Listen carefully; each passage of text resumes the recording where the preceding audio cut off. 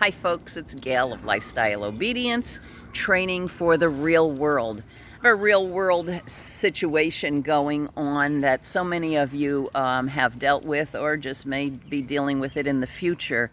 So many of us, we have a dog, it's getting a little older, let's get a puppy.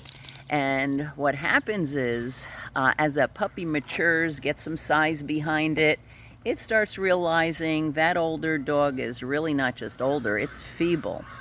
And the younger dog starts to become rather abusive to the older dog.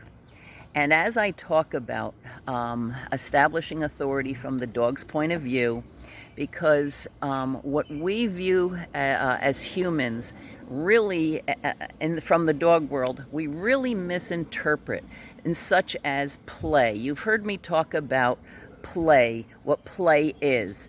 As I've had my packs of dogs and the younger dogs are playing, what we call playing, and I attest that it really is the dogs learning to establish their authority with one another, that my older dog in the pack will go and prevent that play. If I want my younger dogs to exert their energy that way, I tend to take my older dog out of the situation. I've got somebody's joining me. I'm sitting on a picnic table. I got somebody joining me here. Turn around, say hi. So anyway, but I have a dog in for just that. And I'm really proud of him because when we came out, I'm doing a session, and really what the session is I've got the dogs running around the backyard.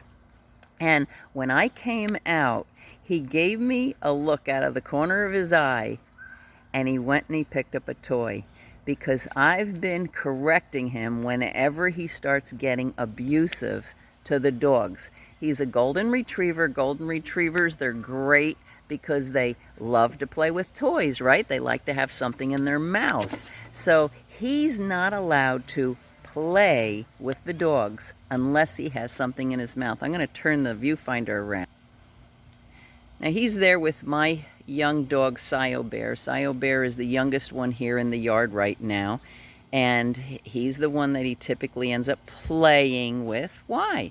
Because he's the younger one. He's the one that ends up getting the short end of the stick, so to speak. But I was so proud of this golden retriever this time, because he came out, kind of looked at me out of the corner of his eye, and went and found a toy to pick up before he engaged with my puppy. You saw the boxer a moment ago. She's young, but she's pretty bossy herself. She gives him a run for his money. So anyway, folks, really establishing authority from the dog's point of view.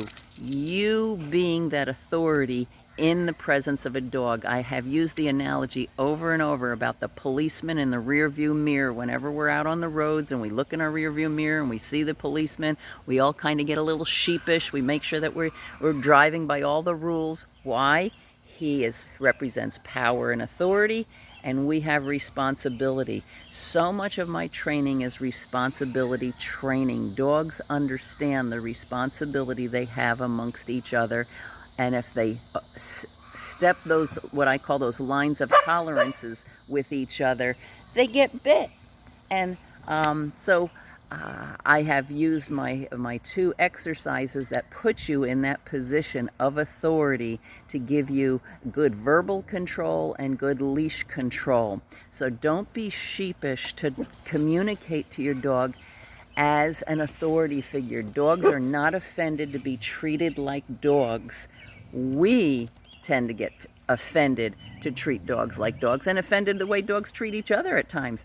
But it's perfectly natural for them to speak to each other in somewhat of an aggressive way. I don't know if you just heard my guy, the older guy, he's under, you hear him? He's under the table here, and you see him? He's growling at the kids because they're getting close to him, and he's saying, hey, leave me alone. I'm not interested in this kind of business. So establishing authority from the dog's point of view, so that, you know, when we bring these younger dogs into our home, they grow up, they aren't abusing our older dogs that are there, and we can be that support to them. And it overflows in so many other areas of our life. The leash walking and how they behave around the grandkids, and just so many benefits of your presence meaning something to that dog. That dog remembers, I have responsibility, and this person will reinforce what they have taught me.